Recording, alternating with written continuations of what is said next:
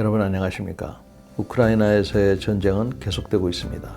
러시아가 지금 전쟁을 지속하고 있고 또 우크라이나는 서방의 지원이 지지부진한 가운데 하여간 최선을 다하고 있는 상황이죠.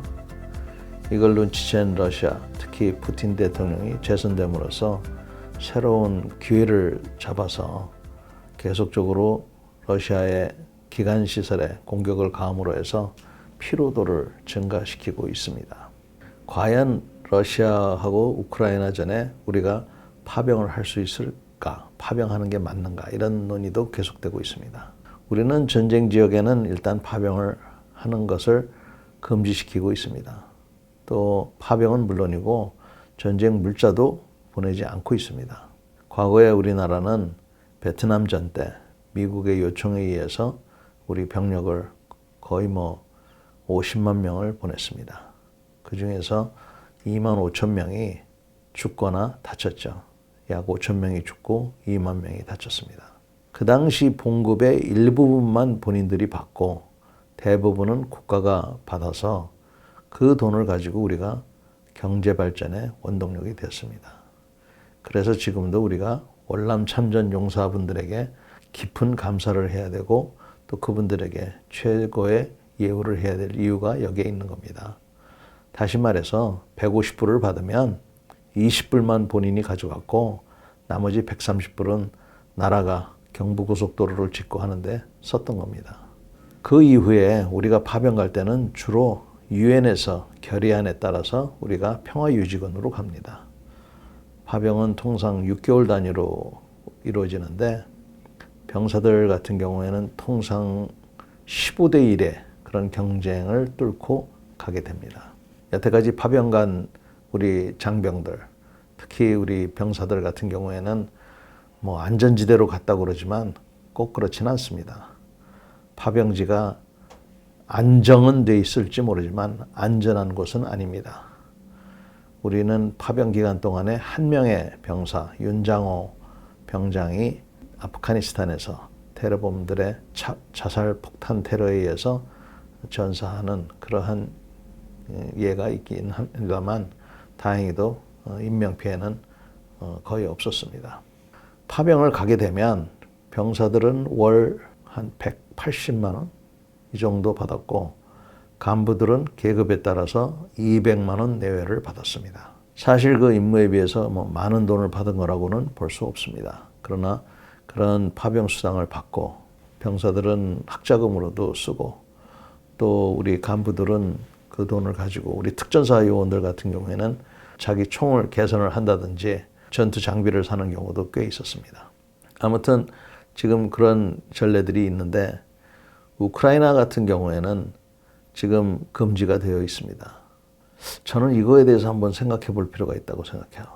우선 우크라이나에 지금 가면은 금지가 되어 있는데 똑같은 전쟁 국가인 러시아에는 지금 갈 수 있지 않습니까? 그러면 러시아도 해외여행 금지국으로 지정해야 되는 거 아닌가요?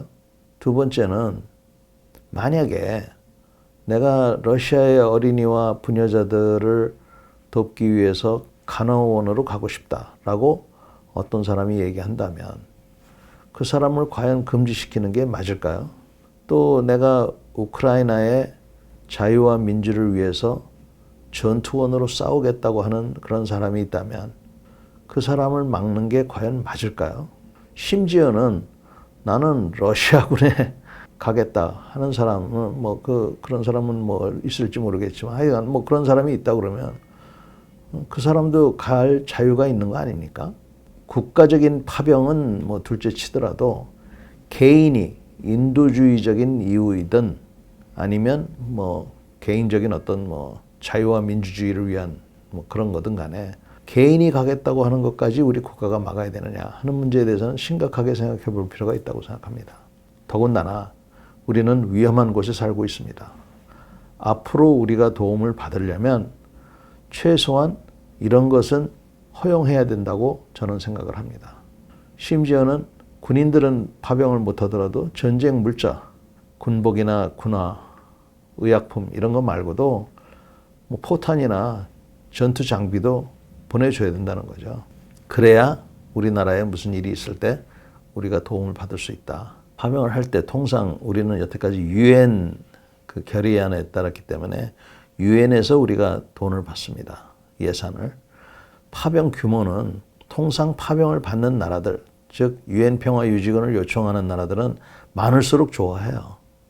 그래서 우리가 여단급이면 한 2,000명, 대대급이면 한 600~700명을 보내는데 파병을 받는 나라 입장에서는 평화유지군으로 가는 나라 입장에서는 많을수록 좋다고 이렇게 보고 있는 겁니다.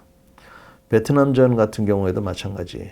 미국에서 우리가 많은 병력을 보내주면 좋겠다는 그런 생각을 했던 것이죠.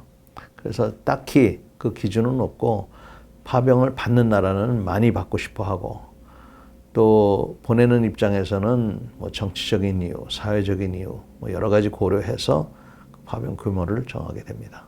여성들도 갑니다. 많은 사람들이 여성들이 왜 파병을 가냐고 물어보는데 이거는 왜 여군이 필요한가 하고도 연결이 되어 있습니다. 여러분들 생각해 보십시오. 파병을 갔을 때 그 나라 국민의 반이 여자입니다. 그 나라 국민들에게 예를 들어서 음식을 갖다 준다 하더라도 남군이 가서 음식을 갖다 주는 거하고 여군이 가서 갖다 주는 거하고 180도 분위기가 틀립니다.